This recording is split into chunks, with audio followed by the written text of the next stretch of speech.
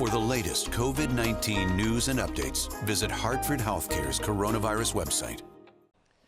Good afternoon, everybody. Here with Paul and Josh and Indra Nui and Albert Coe as we talk a little bit about May 20th, our opening, and some of the final findings from our Reopen Connecticut group. Before we get to that, let me just give you a quick summary of where we are in terms of our cases.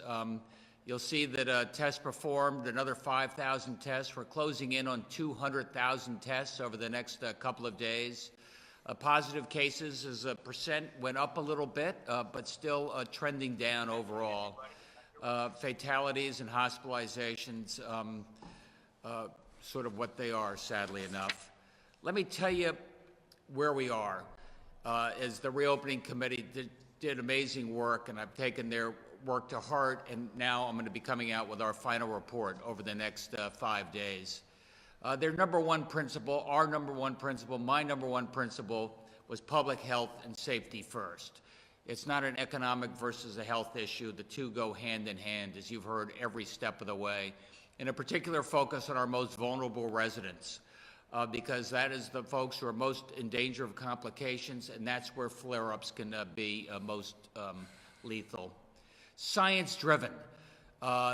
These are based on the facts. Not only Dr. Coe and the amazing team that he put together, but Scott Gottlieb and Zeke Emanuel. I think you've seen we've gotten the best and the brightest from within the state and more broadly to inform the metrics we need to allow us to reopen safely. Procure and distribute the masks and the gowns and the PPE. You remember what an issue that was going back a couple of months ago. Thanks to some amazing work, we've been able to source material. We've got a 60-day supply.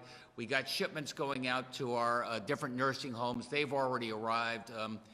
And we're going to keep going because I want to make sure we have a stockpile. We could be the Walmart of PPE over the next couple of months, and I think that's not a bad place to be. Choice. Once we give you the starting gate, you're able to go, then you're able to open at your own pace, and you don't have to open unless you feel like you're ready. But businesses must comply with the rules when they do open. I'll tell you that I was just on with the Governors Association, and one of the governors said, I got my malls open, but a lot of the national chains aren't opening up. What's going on? Well, you know, Indra and I have really focused on the small businesses as part of our reopening, but it was interesting the point of view of some of the big chains out there, be they, you know, retail and food and the such. And they just said there's a hodgepodge of different rules depending on what state you're in. So it's a little bit complicated for some of us. We'll wait until you've agreed on all the directions. So that's yet another reason we tend to talk to our fellow governors and work on a regional basis. So if one state says masks are voluntary, another state says masks are required, that's complicated if you're a retail group with stores in lots of different states. So we're working together as governors to come up with a set of protocols, but we've got the best protocols. I think they're clear, and a lot of our folks are following our lead. And finally, dynamic. And this is really important. Everybody says, be clear, what can I do and what can't I do in August? And if COVID was clear, then we could be clear. But it's a fast-changing situation. We just found out about the syndrome that affects kids, something that was sort of new to us up until a few weeks ago. So we got to be dynamic here, and you've got to be nimble. And I think we feel pretty confident going forward in terms of our reopening strategy. But if the world changes, if there's a flare-up in October, like you heard as a potential from our group yesterday, you've got to be prepared to change course as well. And so that's the fifth guiding principle, stay nimble. So here's the list of the sectors that are open. You know, people sometimes forget that we didn't close down a lot of sectors that other people are now opening in their so-called phase one. We kept manufacturing open, and we've been very careful with them, making sure thermometers, making sure they're testing going in, making sure that they got the masks, and they're doing better and better at that. In fact, infections there have been relatively low. Construction, especially outside construction, real estate, utilities, hospitals, those were essential, not to mention essential retail, including food. Those, of course, always stayed open throughout.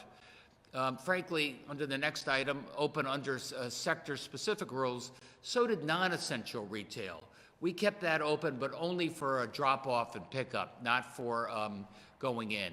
As of today, our retail is now open, subject to you following the strict protocols.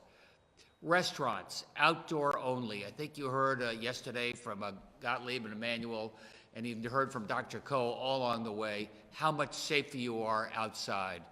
And restaurants are going to be busy, I understand, doing my reconnaissance, but we're also going to be busy following and making sure people follow the protocols there. That'll give your consumers more confidence going in. Offices, they are open, but still, if you can telecommute, do so. Museums, zoos, outdoor recreation. Again, outdoor is so much safer. Hopefully it's recreation for now where you can keep some distance.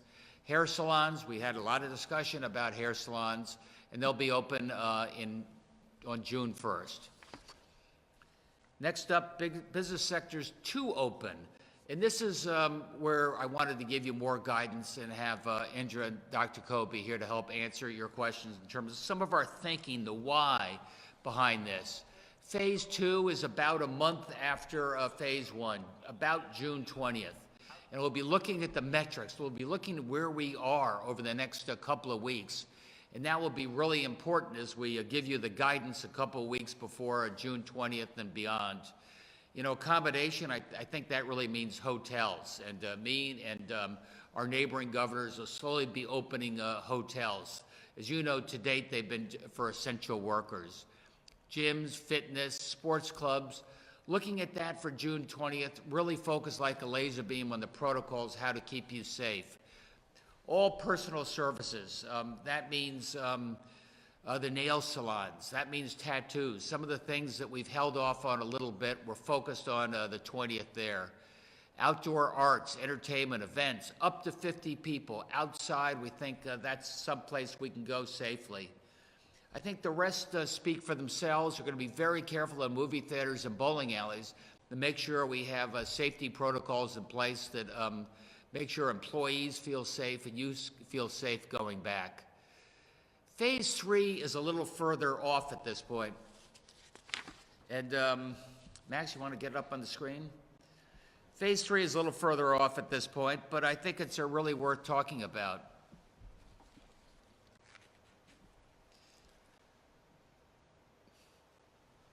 Phase 3 will be at least 4 weeks from there. That's where we have bars. We'll see about outdoor bars, but indoor bars, Phase 3. Obviously, that's a place where after a drink or two, it may not be quite as easy to socially distance, so we want to focus on that. Indoor big events, indoor venues, spaces, amusement parks, indoors. Those are the type of things we want to focus on in Phase 3, and big outdoor events. Obviously, outdoor, you're much safer. We've got up to 100 people now. We'll give you clearer guidance on that over the course of the next month or so. Okay, the 5 criteria to progress to Phase 2. Number 1, and these are things that Dr. Coe and his scientific team really worked hard on. I think a lot of other governors have been asking about this. Declining transmission, in particular, no net increase in hospital utilization, ICU beds for that week before, a limit less than 100. That's important in terms of trends and in terms of capacity. 2, contact tracing. Every conversation I have with Indra always starts off with the words testing, testing, testing. I think was pretty good. We got up to 42,000 plus in a very quick time. We're going to get up to over 100,000, and that's a key metric for us going forward, because that means not only testing of asymptomatic and symptomatic in the most vulnerable communities and the first responders, but then more broadly to the general population. And contact tracing, make sure that we can do over half of these in less than 2 days. These are some of the metrics we have for Phase 2. Business and social safeguards, again, I think we did a pretty good job of giving you notice, maybe not as much notice as you wanted, but a couple of weeks in terms of the protocols before we opened on May 20th. And we're going to do the same, working with each and every one of these associations for the companies that we said could open on phase 2. Again, protections for the most vulnerable. Make sure we have all the nursing home tested. Make sure those most vulnerable communities are tested. Corrections are tested. Those first responders, those places, we have a metric in place. We're testing on a regular basis there. And finally, healthcare capacity along the lines of declining transmission, but make sure that no more than 20% of the beds are COVID related. Those are some of the metrics we have as we focus on phase 2, focus on June 20th.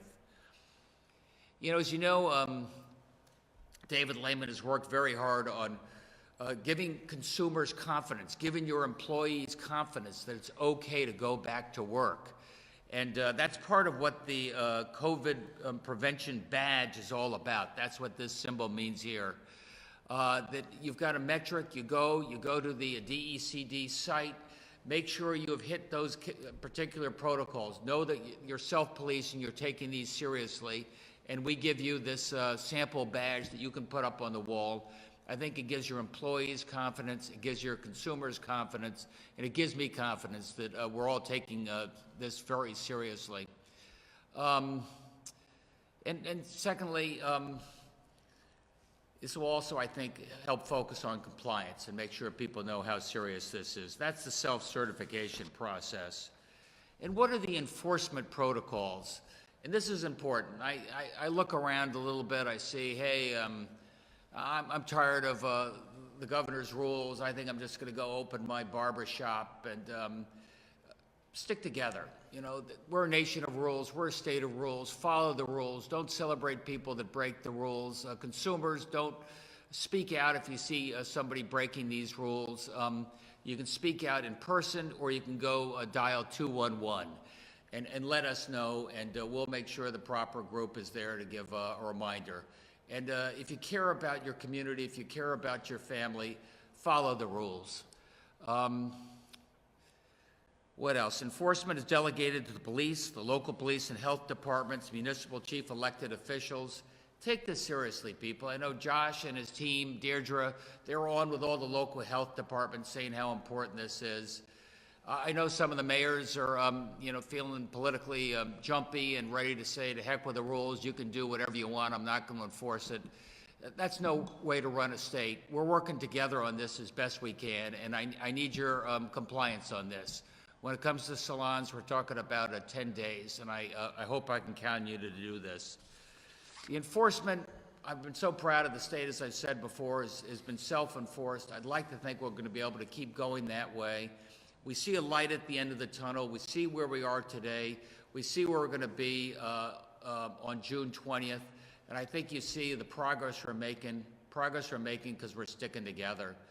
And before we take questions from the media, I'd just like to ask Indra Nui just to say a few words about the amazing group of people that have assisted you and Albert over the course of the last month.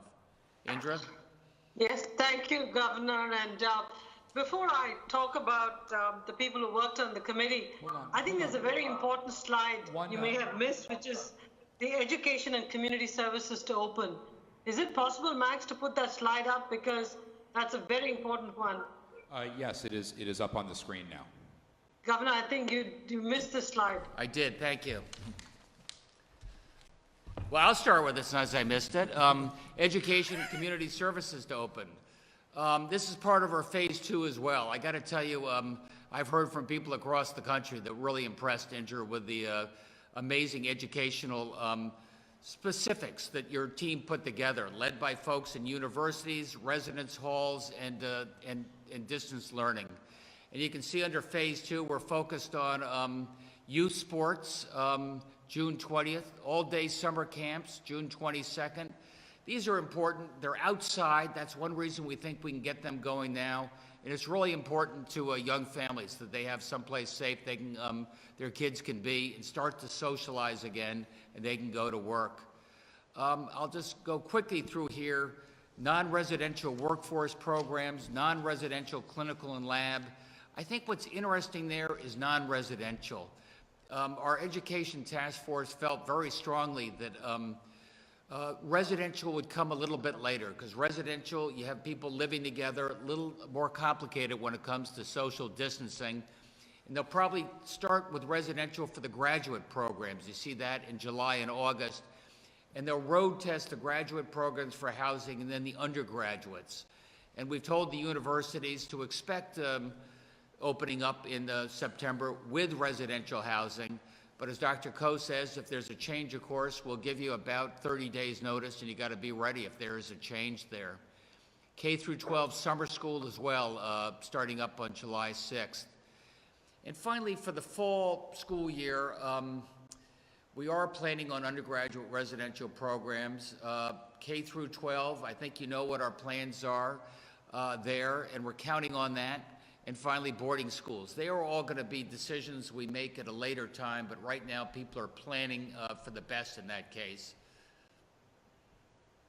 Thank you, Mr. Governor. Yes, thank you very much. And thank you again for giving Albert and me this incredible opportunity to serve the state and co-chair the Reopen Advisory Board, working very, very closely with all of your team from the state. I want to make a special call out first to my co-chair, Albert Koh, without whom this Reopen Advisory Committee could not have functioned.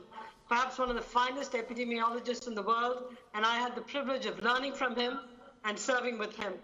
The other members of the team who dropped everything they were doing and decided to serve the state and you, Charles Lee from the Jackson Institute, Mahmood Khan, who is the CEO of Life Biosciences, David Scheer, the incredible Harlan Krumholz, Alexander Karnal from Deerfield Capital, and One Choku, all of whom led their pieces admirably through the entire process. It was a bomb run. It took 5 weeks of non-stop work. We worked at pandemic speed, if you want to use that word.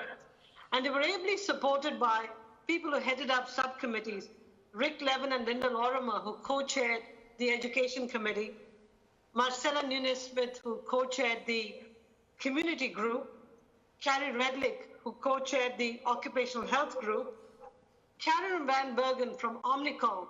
Omnicom offered all their services for free to help prepare all the communication material.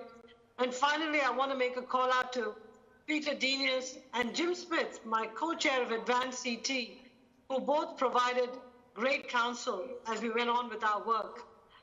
The entire team from the state was wonderful to work with, and I hope they were happy with what we did to help them do the work, because at the end of the day, it's your judgment and the implementation capability of the state.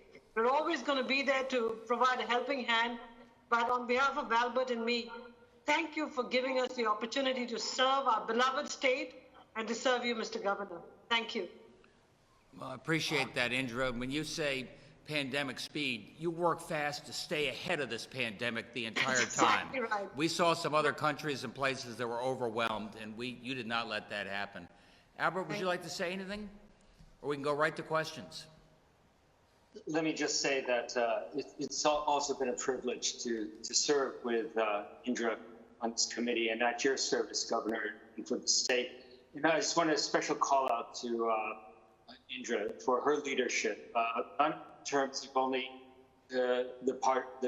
what she brought, the experience, her long experience in economy and business, also the part of her humanity, how she's able to have us successfully talk with the health and the economy, and this is a pretty difficult decision-making process. So I just want to send my special thanks to everybody in the committee and myself to Joe. Thank you. Thank you, Albert. Max? Channel 3 Eyewitness News. Yes, Governor, we're hearing about some businesses that are defying the orders and reopening, and I know that you did touch on that, asking everybody to stick together. But in these cases where we're seeing businesses defy this order, what is the next step for them? Do the right thing. I mean, I can talk about enforcement, I can talk about municipal police, I can talk about citations.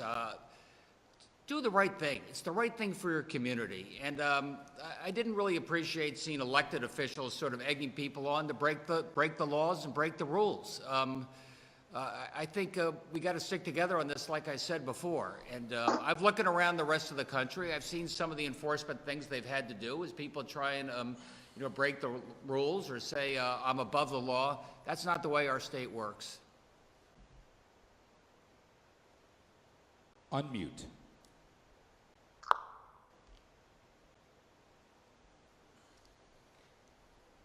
Matt Campbell, unmute.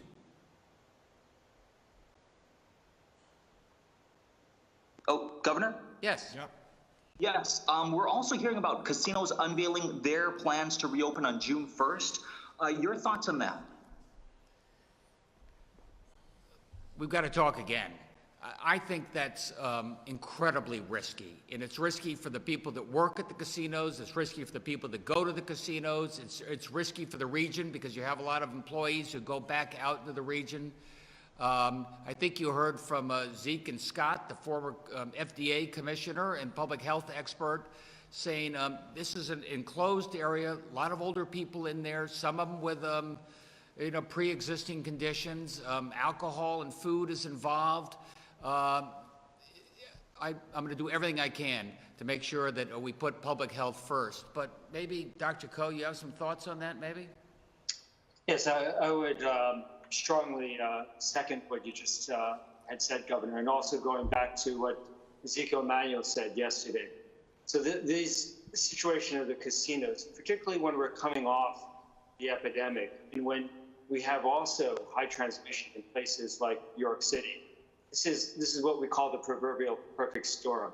You'll have people coming from places throughout the Northeast to these casinos. They're in enclosed areas, and I think we also have to remember kind of the guiding principles of how to prevent infection.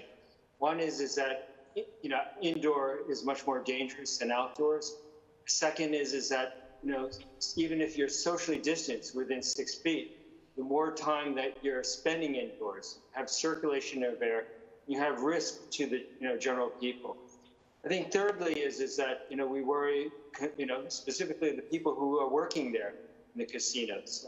These are people who may have underlying medical conditions that place them at risk for severe complications, hospitalizations, and possibly death, and also the people who frequent to come to these places. So I can't stress enough of how we're concerned about that situation, why we've put off other large indoor gatherings out to phase 3.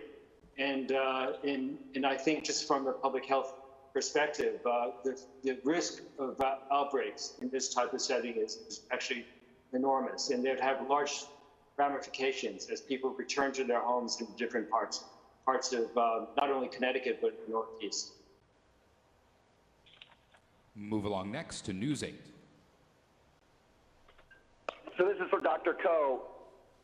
What keeps you up at night is trying to figure out how to go into a changing room and put on clothes or put on shoes and put them back on the rack. What keeps you up at night for the gyms or amusement parks? For example, what's the most dangerous, risky behavior you want to educate people on so they can avoid it when they're sharing equipment or a ride at an amusement park?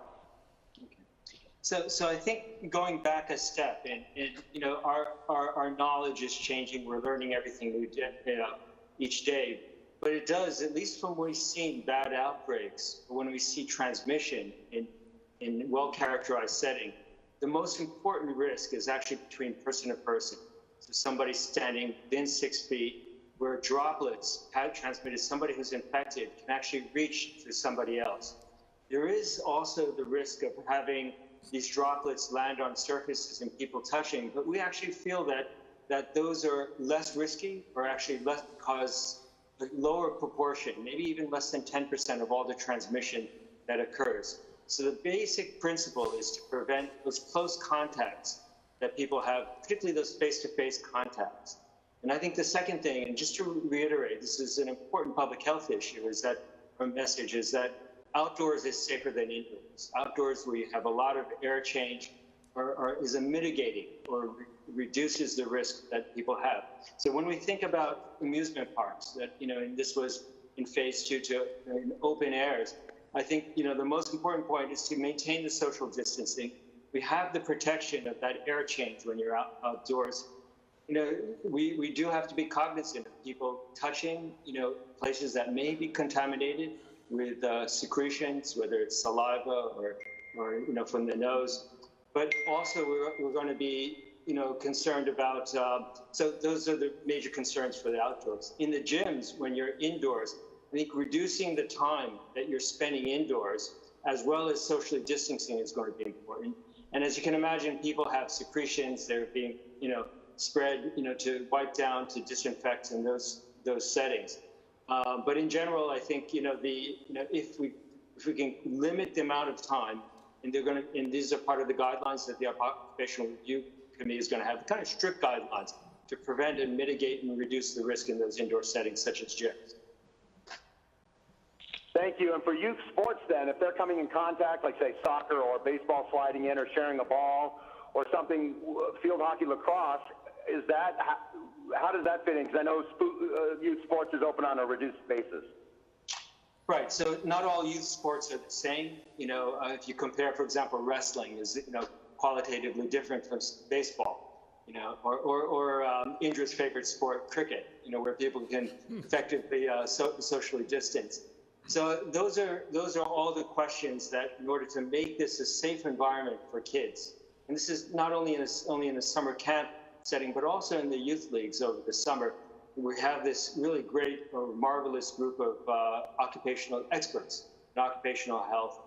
This is the Occupational Review Group, which includes people from the state OSHA department, as well as experts like Harry Redlin from Yale University, working together to really come up. And these have to be really tailored instructions, specific instructions, how to keep our kids safe, but also the coaches and the adults that are there. So those are in the process. I would just, keep cognizant. These are ones which that team is meeting daily, going over to come up with those specific recommendations.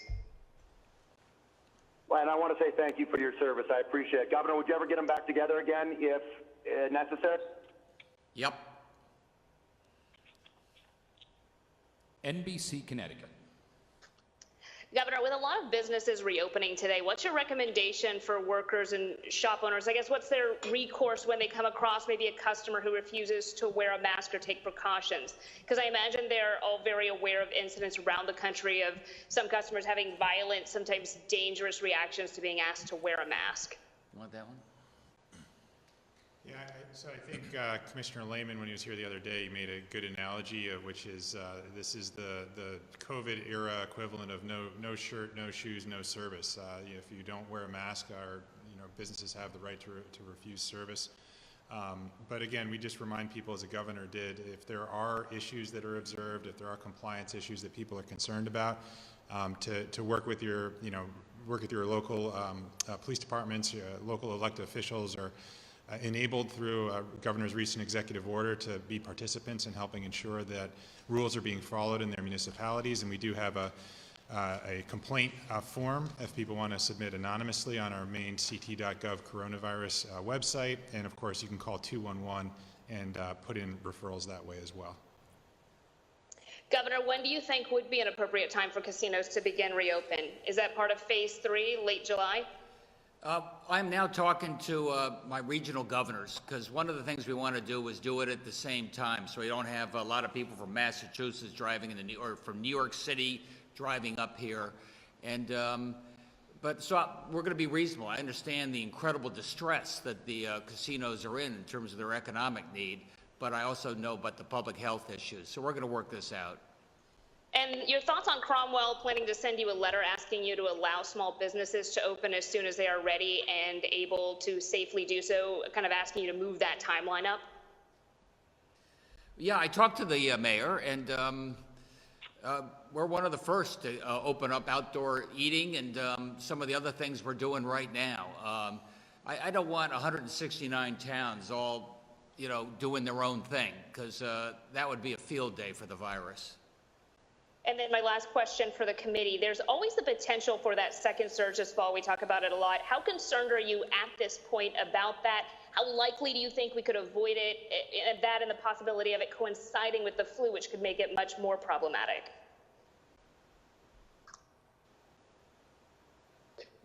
Yes. I'm sorry. Could you repeat the question? There's some background noise. Yeah, my apologies. How concerned are you at this point about the possibility of a potential surge?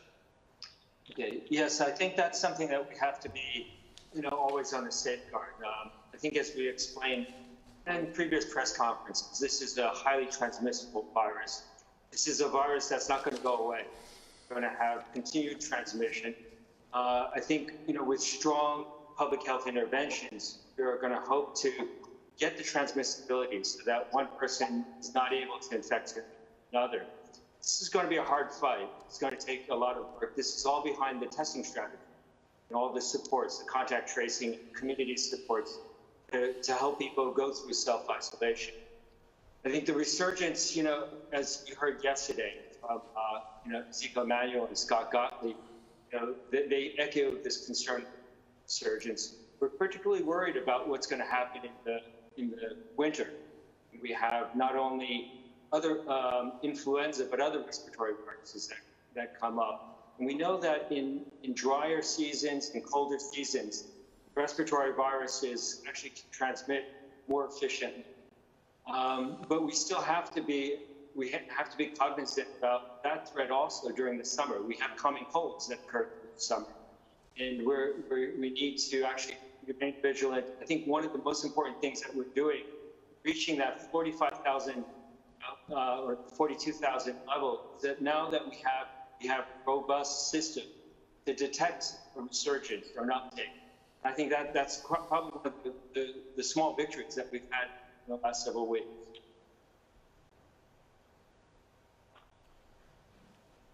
WTIC 1080 News.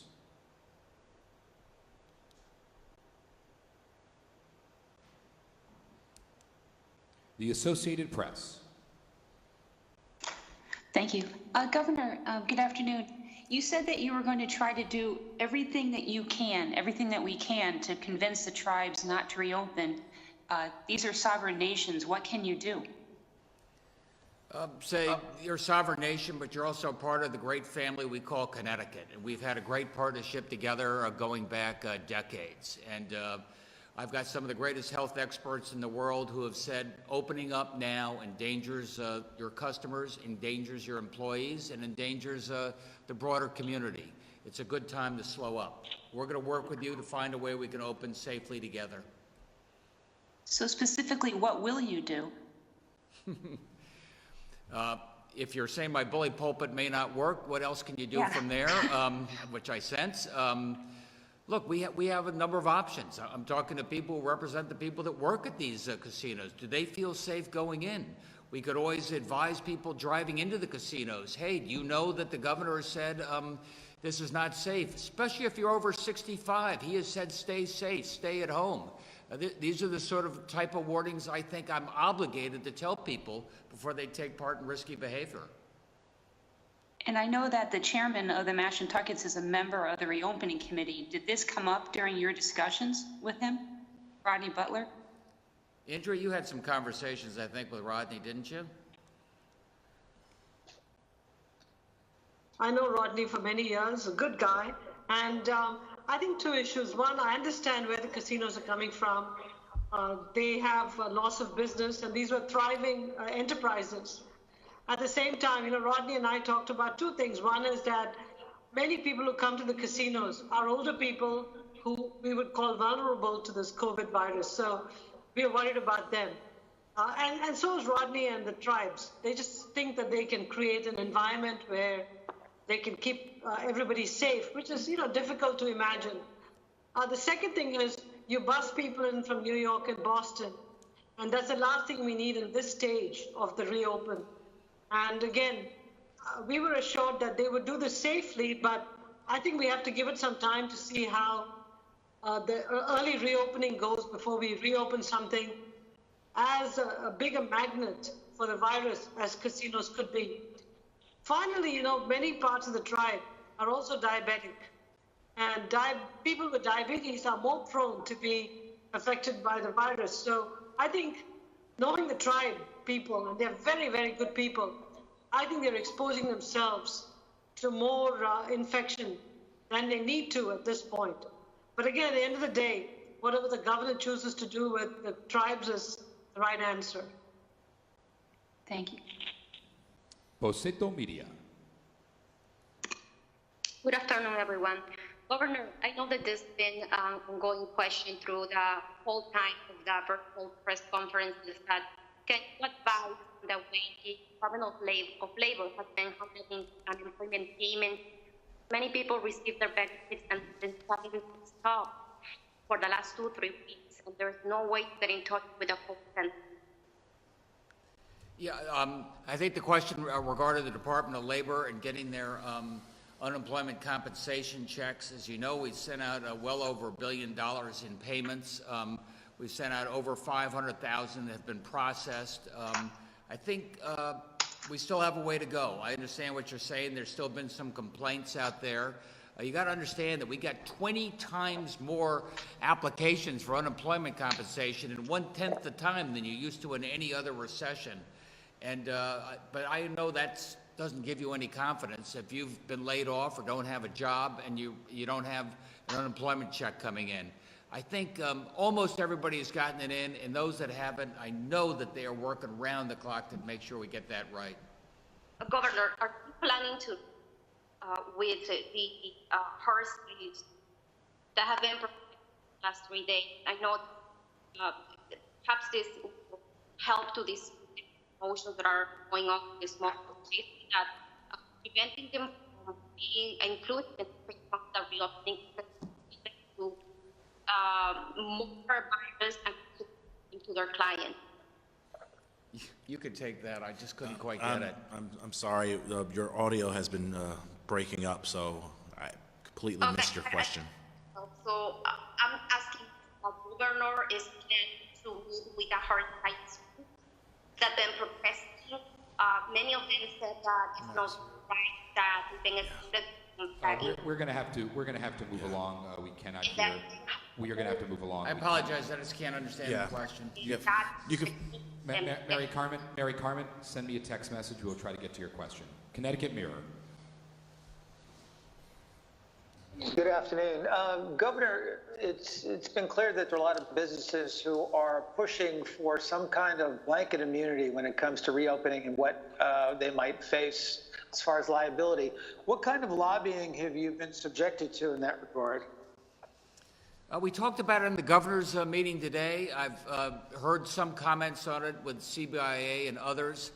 I think because reopening team has helped us put together protocols that are pretty clear, very clear, clearer than just about any state that I've had evidence of. I think it gives businesses some confidence that if they follow those protocols, follow disinfecting, follow the mask, follow the 6 feet, follow everything we have recommended, that will give them some protection from lawsuits. I don't think there's anything we have to do. I think the direction we gave in our protocols give people some of that legal protection. Did you get any recommendations from your Reopen Advisory Group on this? I don't know. Ask them. What do you think, Indra?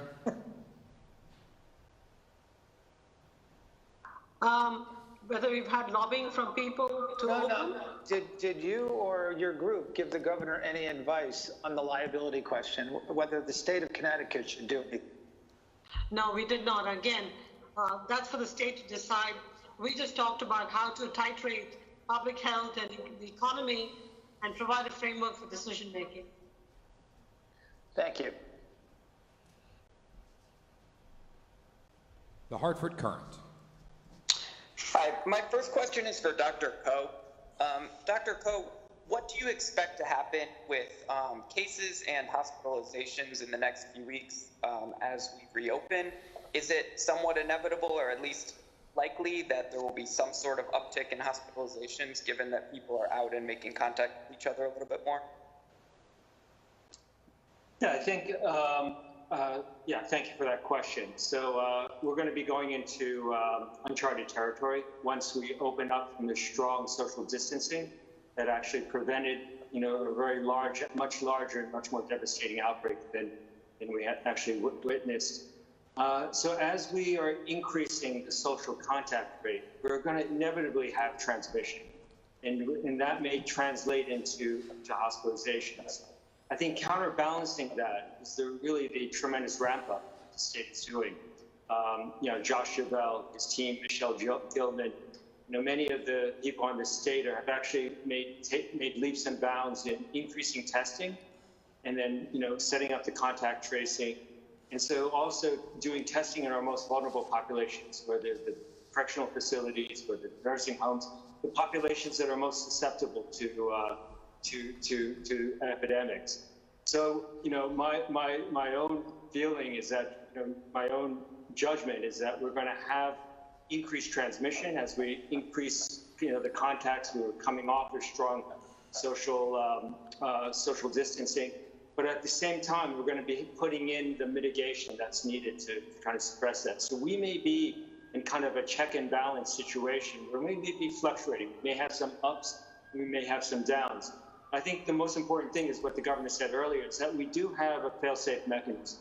We go above the criteria that the state feels is dangerous, and which have been laid out by several of the health experts. That's the point where we need to decide about what to do next in terms of increasing back the social distancing that was previously successful. Thanks. And Governor, I wanted to ask you about absentee ballots. There's been some back and forth between the president and certain governors about this question of absentee ballots and absentee ballot applications. Just wondering where Connecticut is right now, where you are in terms of figuring out absentee balloting for both the primary and also for the general election. Well, first of all, it's worth noting that the president himself voted by absentee ballot in the last election. We're issuing an executive order today that says if we don't have a vaccine in time for our primary, then you're eligible for an absentee ballot if you feel like your health may be at risk. I think that's the appropriate thing to do. I've got telling people over the age of 65, I'm telling people with pre-existing conditions, stay home, and yet they don't give up their right to vote just because I've got that order there. And as you know, our amazing Secretary of State has got a plan to give people applications for that absentee ballot. I'll be working with the legislature going forward what we can do in November. Thanks so much. The Day of New London. Hi, Governor. First question. We have been hearing from some folks who have tested positive for COVID who have either not heard from a contact tracer at all or have not heard from them for several weeks after testing positive. Could you speak to what the process is for alerting contact tracers of new positive cases? And could you explain whether those contact tracers are going to be working on a backlog, looking at contact tracing for folks who tested positive maybe a month ago, or if they're just going to be focusing on new cases? I can start on this and pass it over, I think, to Josh. The question is about contact tracing, and I think you referenced a few people that tested positive and have not been notified yet. Well, we are for all folks going forward that test positive. We're lining up the contact tracing capability, working with our local departments of health. I think we have dozens who have signed up now. We have the Microsoft platform in place. We have hundreds of people who are now beginning to make those calls.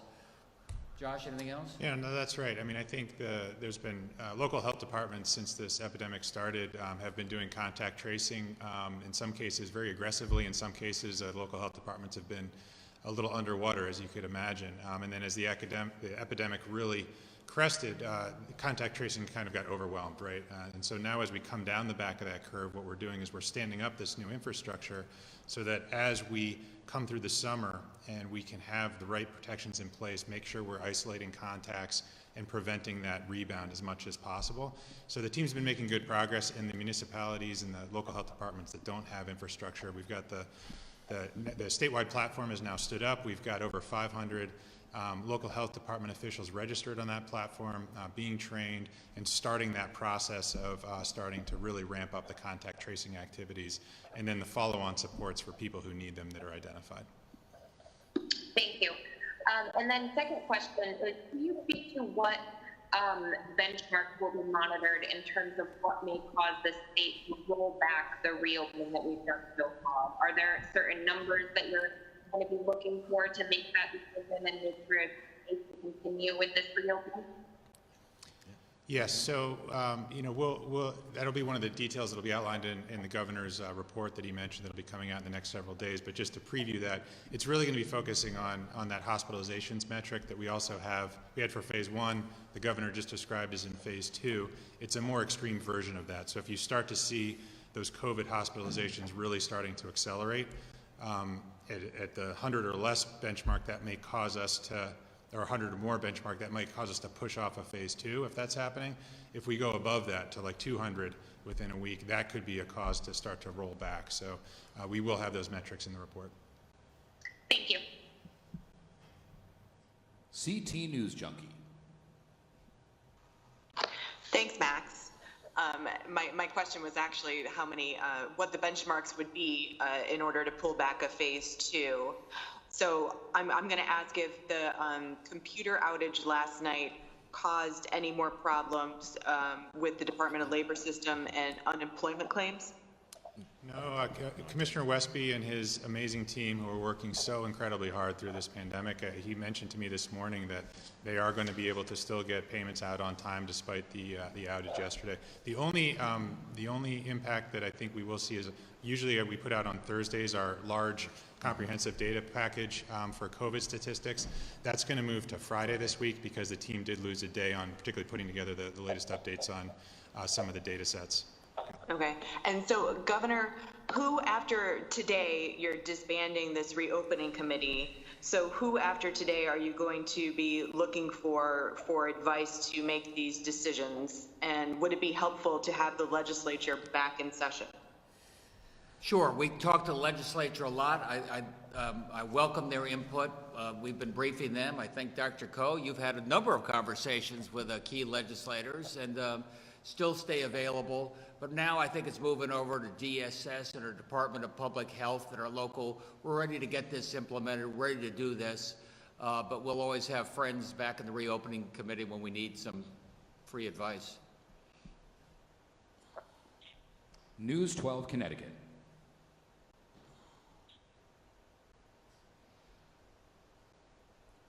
Waterbury Republican American. Thank you, Max. A question about adult recreation leagues. This is obviously getting into adult softball season. There are all sorts of soccer leagues. When might they be allowed to resume play? You want to take that? Yeah, it's a good question. I think we're thinking about it in the same context of a phase 2 reopening, consistent with youth sports, outdoor recreation. But I got to double check that one. Unless Dr. Coe, you remember exactly where we had that slotted. Adult sports. Yeah, I think many of the adult sports are actually regulated by, like for example, the Major Baseball things, and so they're going to be coming out with their own recommendations. And I think, one of the issues is to wait for those to come out so they can see where they fit in. Obviously, we're worried about adult sports or outdoor, even the outdoor setting, because you have people, the fans getting there, they're yelling and they're shouting. We know that, when you're shouting, singing, you're yelling, you have projection, the air droplets, actually, many feet way beyond the 6 to 10 feet that we usually use as the bench. So we're going to be waiting for those kind of the recommendations from those professional leagues before we start thinking about how to take steps forward to ensure safety in those settings. When someone is returning to work, can an employer make an employee take a COVID-19 test? Yeah, in many cases, yes. Employers have in certain settings, have an obligation to provide for a safe workplace if it's deemed critical. Some employers are doing this voluntarily. It's an issue that we are looking at in certain circumstances. The inverse of that, I'd say, Paul, is that in Electric Boat, the employees who work there wanted that test. They wanted that sense of security to know that not only they were safe, but the people around them were safe. Well, say, what about someone who works in a hair salon and their employer says you have to sign this disclaimer form and you have to get a COVID-19 test? Is that something that can happen? I think I got to get back to you on that. I haven't heard of that particular requirement, although, frankly, I'd want to take the test. And I'd like the fact that my fellow employees were taking the test. And I like the fact that customers were coming in, maybe had a fever test on the way in, so that I would give me a greater sense of confidence. But if there's a type of objection, I got to look into that. Okay. And what about summer rentals? You've got a cottage down on the shore, you want to rent it out for a couple of weeks. This is the season to do it. Will people be able to, do short-term summer rentals soon? Yeah. Well, as you know, going back now, I think it was a couple of months, we said hotels only for first responders and no short-term rentals, a month. At that point, this is going back a couple months, we were really worried about out-of-staters coming in. I think we're going to take a second look at that on June 20th as part of our second phase. One of the reasons we're taking a second look is the differentials between, New York, Westchester County, Massachusetts are a lot less now. So there's less risk of some of those folks coming in for a rental, but we still say self-quarantine a little bit just to check. Move along Okay, next to... This will be the last one. Have you heard anything that gives you concern today from any state agencies or local agencies regarding the reopening? I have not heard any concerns. I know there's been more traffic on the road. I know that some of the buses are a little bit busier. People, I don't know, going to the restaurant, going to some places, but I think it's going pretty smoothly. Paul, have you heard anything? Haven't heard anything of the type. We also just going to keep telling people practice safe social distancing and wear your mask, even though we're going through our various phases. Connecticut Public Media. You've been talking with the casinos frequently, you've mentioned.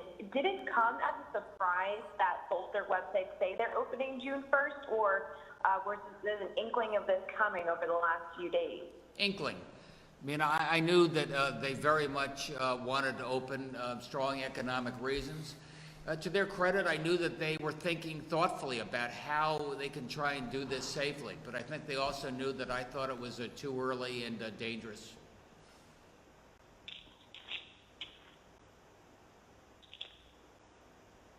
Hearst, Connecticut Media. Thanks, Max. Hi, Governor.